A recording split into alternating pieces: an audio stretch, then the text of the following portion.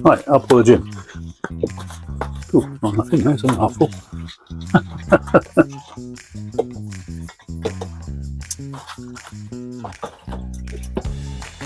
Not too strong, that'll be alright, mate. No, I don't want any more. No, sorry. Thought you were piff puffing and that it wasn't enough. Goodness me. Pour it gently over the ice, otherwise the fizz goes. Simon, how many years have I been making gin and tonics? Shush. Lemon. Okay. Oh.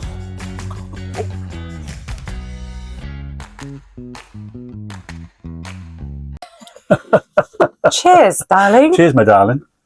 I'm excited. Are you? I'm allowed in. This is a bit weird, isn't it, having Mum? So I'm going to start with Mum. What's your take on him leaving you to go off to America? So where did your life go from that moment on? Right. Well, when I first met him in 1980, that's when I first started going out with you, 1981, wasn't it? Yeah. That's when you went to America. Yeah. Mm. It was already arranged, his trip to go. So it was a fait accompli. And I don't know, I just fell in love with him drastically and hoped that he wouldn't go, but it was all done and dusted and he went.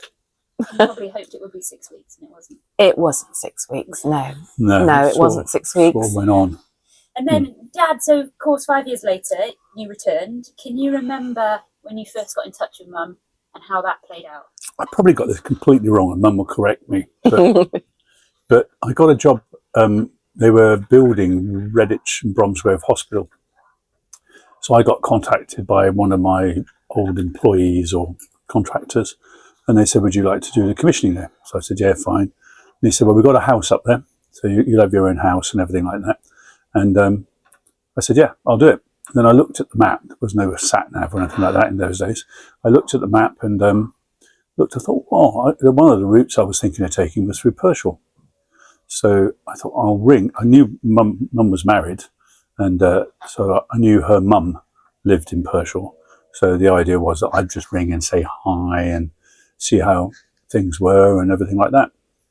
So Pip's probably got a completely different story to this, which is probably truer than mine. So you rang Nanny Bees. So I rang Mammy Bees, and Pip's answered the phone, and there was a little boy, Eddie, in the background, obviously sitting on the telephone table, from what I was told, shouting and bawling, and as Eddie did in those days. And so we started chatting and stuff like that. And I was going to drop in for a coffee on the way up, but as usual, I was late. And so I went to work, and then I finished work, and rather than going back to the house that they'd given me, I came back down and saw Pip. Is that how you remember it? More or less. More or less. In fact, I didn't answer the phone. My mother answered the phone. Oh, I thought she was in Antigua. No, she answered the phone. And she then came into me with a very poker face and said, "Somebody's on the phone for you." And as it was, I'd only split up from my ex-husband. Literally, well, literally weeks, like 2 weeks. And I was staying with Mummy B. So he came in with a very sort of poker face and said, "Your dad said you can stay as long as you like, didn't he?" Yeah, but my mum wasn't quite so happy when a man that I used to go out with phoned out of the blue to see how I was. It was true, but it was a bit suspicious. Of course it was, but it was out of the blue. I hadn't spoken to you since you'd phoned me when I was in the States and you were back home because your mum had in Dallas, Texas, and I was in your mum California. had just died, and you were phoning to you phoned my mother, and my mother phoned me with your telephone number, and I phoned you because obviously I was really upset about your mum Pogle dying. Yeah. Let's talk about Pogle, because I think in the first episode we got so wrapped up in India that she's such a big character, so I hear. So assuming, Mum, you got to know her in the short time that you were together before you went. Afterwards, after I went, Pips used to go and visit her on Tuesdays, didn't you? Wednesdays. Gin Wednesdays. She was a unique, incredible woman. And I've never met anyone like her. And I doubt very much that I'll ever meet meet anyone like her again. She was really incredible, and I just really clicked with her. Yeah. And she liked me, because if she didn't like someone, you knew about About it. it straight away. Gin Wednesdays. When Simon left, she said, "Oh, Pippa, I'd like to see you." And I said, "Well, I'd love that. So let's make it Gin Wednesdays." So I would go over 1 week with a bottle of gin, and then the next week I'll go over and she'll supply the bottle of gin. And we did, in those days, drink the gin. In those days? Well, sorry. well, I was in training. I was in training. Poggle taught me everything she knew. Oh, tell them the story about when she did your cards. Well, this is it, because there was a taboo. I said, "I'll come over, but we do not talk about Simon at all, because Simon had gone." And I was having feedback from all the British Airways crew going out to see him, saying, "Pippa, he's having the time of his life. He's not coming back. He's got girls all the way up his arm." And so I said, "Right." They snitched on you. So I said to Poggle, "Right, we don't talk about Simon at all." She said, "No, absolutely, absolutely."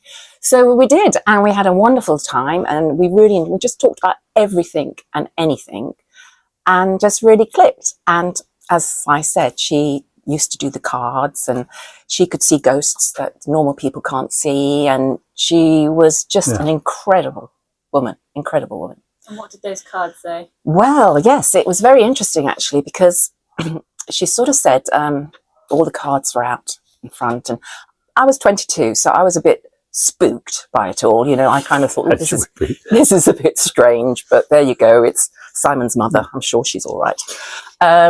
And she said, "Right, okay, we're looking at your cards."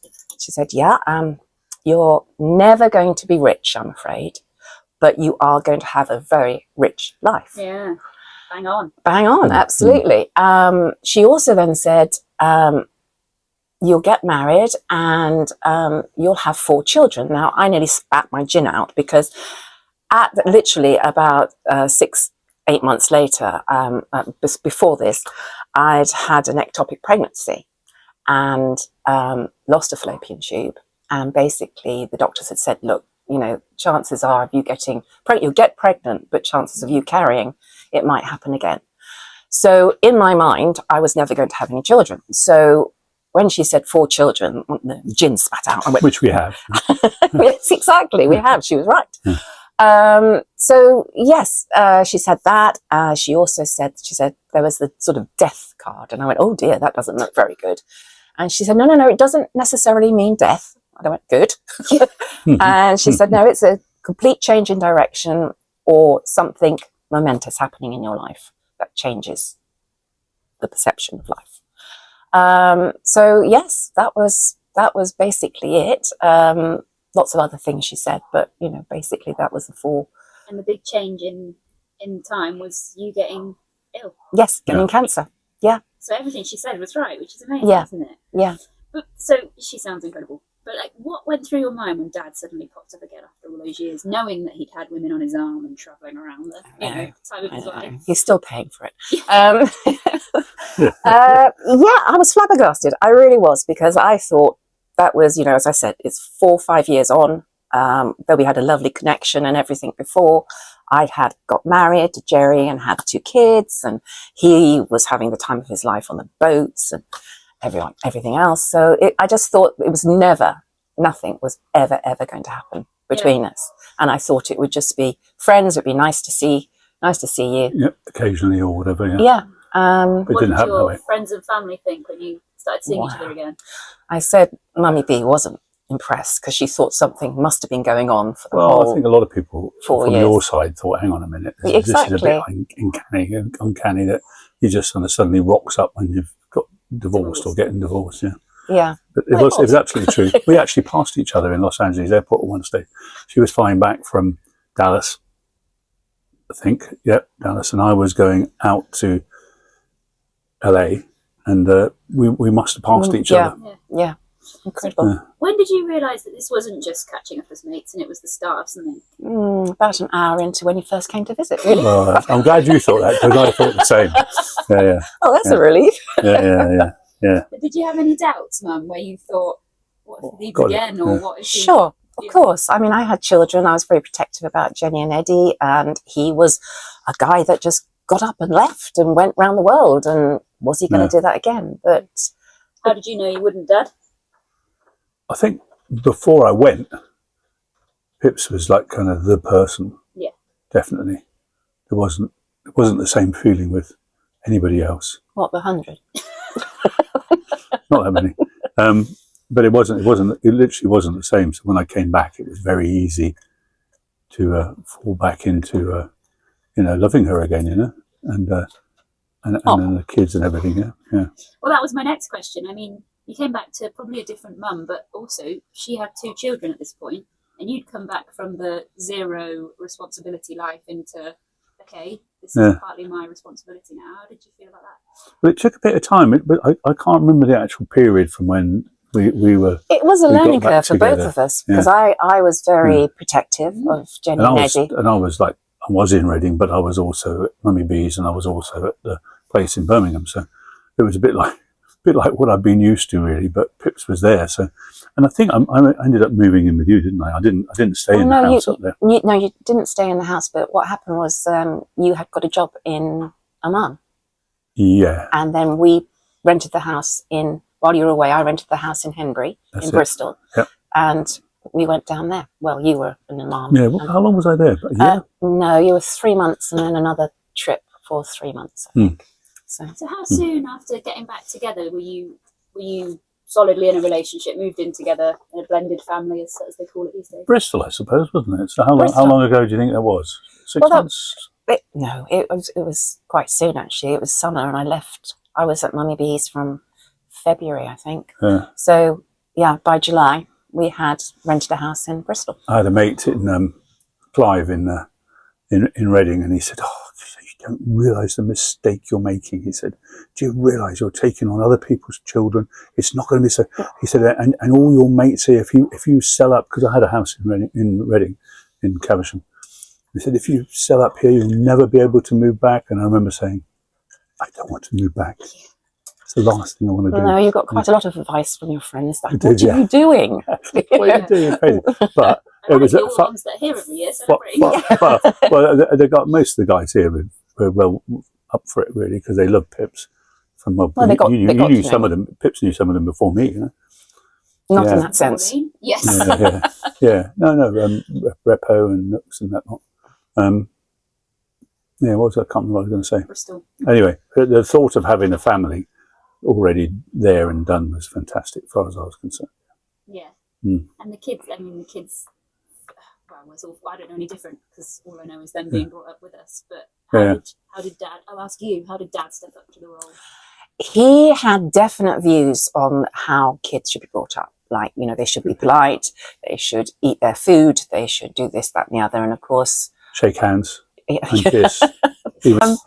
But so there was a great big sort of, we had quite a few coming together, and where I was saying, you were fantastic. You can't do that way. And he said, well, that's the way I was brought up, so that's the way we could have broken up because of that, but Pips was brilliant. No, we didn't, did we? We worked through it, and it's a big learning curve. Jen was about it, so when we were cracking on, Jen must have been three. Yeah, 3. And Ed was 18 months. We had some fun with him. Yeah, tell us some stories about Jen and Ed. We've got to have some of them in there. So I got a job in Cambridge, so I would leave very early on a Monday morning, about 5 o'clock, something like that. And so we had the cottage at Pippa's mum's house, at Mummy B's house. This is before Bristol, isn't it? It was the 4 of us then, yeah. And we had the cottage, and as we came through the lounge, Eddie was in a cot basically, and he used to drink one of these collapsible bottles, where you suck and a polythene thing goes in, old school, so he'd be soaking wet. So I'm coming through, and I'm rushing to go to work, and he'd be there like they're hanging onto the thing, waiting for a bottle. So I used to change him, and then one day there was a ballerina dress or something from Jen. So that I started dressing him in those then, and then changing his nappy, dressing him in. I freaked. He went off. You went off to work. So then he'd had his breakfast. So he sort of was quiet till about 6:45. So I went in there. And there's this little blonde-haired boy in this tutu, and I'm going, "What? What's he doing?" He's going to hear this. He's going We've definitely spoken about this story. And Jen and I kind of we battled. She was at the age where we did battle and battle and battle. She Well, wanted you it weren't her away. dad, so it's difficult for her. Yeah. And I remember down at the bottom by the boat. Mummy B had a boat, like a dock at the bottom of her garden, and I remember carrying her down there, and she was like stuck up on the wall. And I said, "I'm here forever. I'm not going anywhere. I'm yours, and you're mine, and that's it. We are there." She still remembers it. Yeah. Still remembers it. Okay, so jumping forward a bit, you've been married 37 years. Yeah. When you look back, 44 since we met, I think. you Yeah. met 40, yeah. Living together 40 years. Been together 40 years, yeah. When you look back, what do you, Mum, think kept you together through all of the ups and downs? Just the fact that we love each other, I think, Yeah. and that was it. You know, there was just this deep connection, and well, there were hard times, weren't there? I mean, we had no money, and you know, We you didn't. sometimes didn't have a contract because you're self-employed, so you sometimes didn't have a contract. And then Do you when remember that happened, the RAC? I was lucky enough to get a job down in Bristol. But you were just a baby, literally a baby, and I used And Ben to go was really small as well, wasn't he? Ben was 2 or 3, yeah.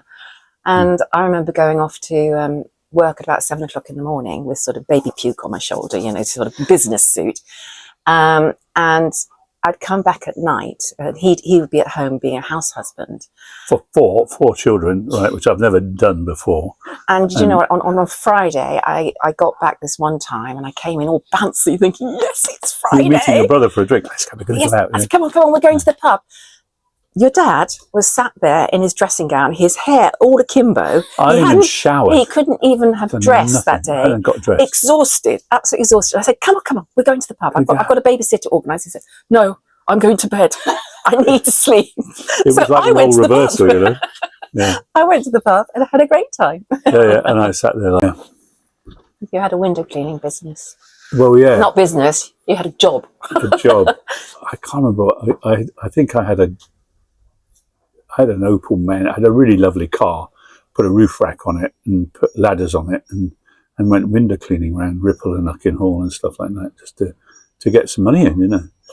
And we didn't have dole or anything. He didn't. Never been on a dole in my life, you know. And yeah, and that kept us. And do you remember we used to the guy, I think it was Bob at the spa.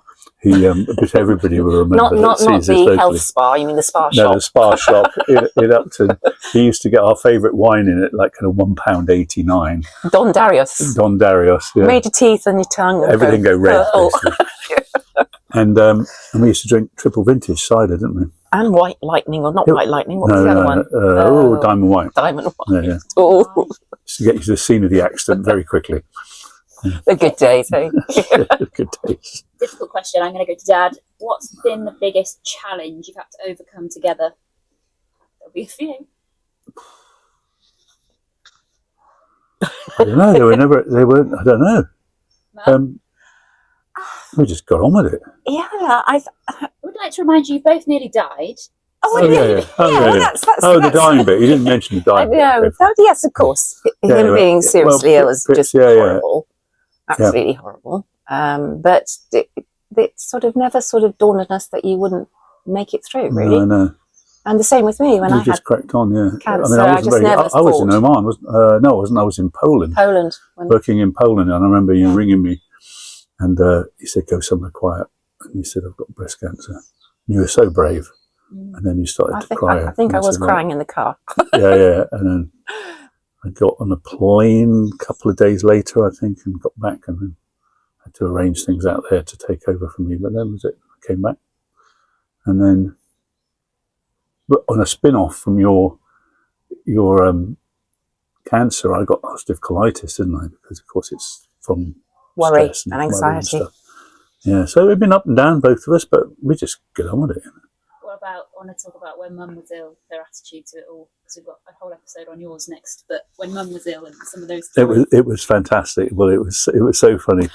What do you mean? She had a breast op, and not a lot of people know. You wanted to keep it quite quiet, I remember, and A massive breast op. yeah, it was big. Yeah, and it came out of the operation, and I've got a picture of you with a pink. What was the concert thing? A pink cowboy hat on, and a glass of pink champagne. Out of the operating theatre in your bed, and I sent it out to all the Ripple guys and everything. And I remember Ivor Kane goes, "What's happened? Has she hurt herself? She had an accident or something?" I said, "No, she just had a breast operation." What is she doing? Drinking pink champagne. Yeah, yeah, it was fun. Yeah, Seemed right at the time. I remember you had 2 drains one out of each arm. Yeah, You Bruce put them in Springsteen. wine cooler bags. Well, I didn't want everyone to see them, so I just put them in wine cooler bags, and it worked. And It do worked. you remember that they There's put a tip for everyone. They put that Who has to drain go in. through that. They put that drain in, and we wanted to go to the Bruce Springsteen concert up in Manchester at the Etihad thing, and they said, "You can't go, you can't go, you can't go." Anyway, we went, and you had a long coat on with the drains from the cancer in her pocket. There you go. Yeah, what the hell? Yeah, both lucky You only ones. live once. Very much so. So, if you had to sum up 37 years of marriage in a few words, Mum, what would they be? Well, it's just been pretty amazing. I know it sounds cheesy, but it has. I mean, we've had our ups and downs, but I count myself very lucky for where we both are today. Yeah, yeah. When you Very consider lucky.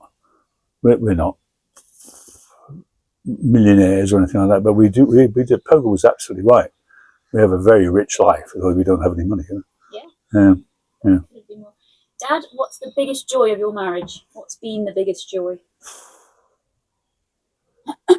Coming back. No, children, darling, Well, children. Yeah, no, I was getting there. Okay. This bar is my absolute joy. Yeah, well, the flags. I like the flags. No, Oh, I God. think coming back, and Pips wasn't supposed to have any children whatsoever, and then having 4 children, and then having the life that we've all had together, because in the next episode, obviously, it's reasonably horrendous, but we weren't going to tell you, and to have all you guys on board was fantastic, And as I said to the oncologist, that it started off with only had 2 grandchildren, and now I've got 6, Yeah. But no, I know I can't. I wouldn't be able to do anything without you guys, all of you. I can't even wish to think about anything like that. Yeah. It's awful. And Isn't at it? the time, it must have been mad for kids, but now. Oh, chaos! Absolute, God, yeah. absolute chaos. We You know, only had a dogs. car with 6 children. We on go. the Saab 99. That's right. With dogs, two dogs, and 4 children. 4 so there was children, 2 dogs. 6 of us in a saloon car going on holiday. Yeah, And with sat all. on the towels. Yeah, sat on the towels. Sat on the You towels, yeah. love those memories. Yeah, we didn't have suitcases. We rolled everything up. Remember, rolled everything Tried up to into fit the put them in everything every in. corner of the car. You sat on the towels and the dog sat on your lap.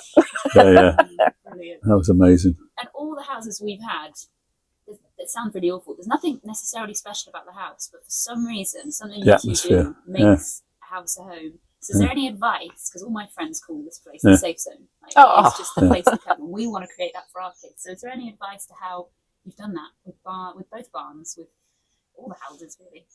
I think Alcohol. it's vision. Yeah. I think it's vision, really. It's like the old barn. I mean, like you guys had your own lounges above, your mezz above your bedroom. So that must have been fantastic for you guys to have your own lounge and another bedroom upstairs, in the roof They of never the house. used it though, did they? They always came to us. Yeah, because they were bored. No, it's just. I think just if you have a lovely way with a partner, then I think it just makes it. Yeah, and Yeah. it is a joint thing, isn't it? And you guys, I mean, like Yeah, you all make you guys everyone come to makes me, it. your friends come to me, and Pips, and Yeah. we look after them. 2 questions. First one: what advice would you give to your younger self if you could go back to the beginning? Nothing, Would you have done anything differently? nothing. I think possibly, and this goes not just for me, but for, Divorced me earlier. don't be so self-critical. And I think that's you know, I was always thinking, oh no, I don't look right, I don't do this, I don't do that, and I'm not artistic, I'm this and that. And I love it when you just throw stuff on and I think, oh God, it looks bloody beautiful, you know. Crazy. I hope that's a compliment. Crazy but beautiful, you know. Your dungarees and stuff like that. I think it's great. What, my chicken dungarees? Yeah. And if you go anywhere, everybody's trying so hard to look fantastic, you know. You rock up in a pair of dungarees and whatever, you know, like, and people go, "Oh wow, I wish I could have done that," you know. Like, yeah. But yeah, not be so self-critical, and I think that goes for everyone that's younger. I think everyone, mums as well, and mums, yeah. Yeah. Well, we live in that society now, don't we? Where people are, oh God, what are they going to think? It's so public, isn't it? Sodom. You know, do what you want. Right, question. Just going to go to what final words do you have to say to each other, not to me? Oh goodness, I'm going to get slushy now, am I? Give us a snog. No, not that kind of snog. Oh, I thought you was the song. No tongues. That's it.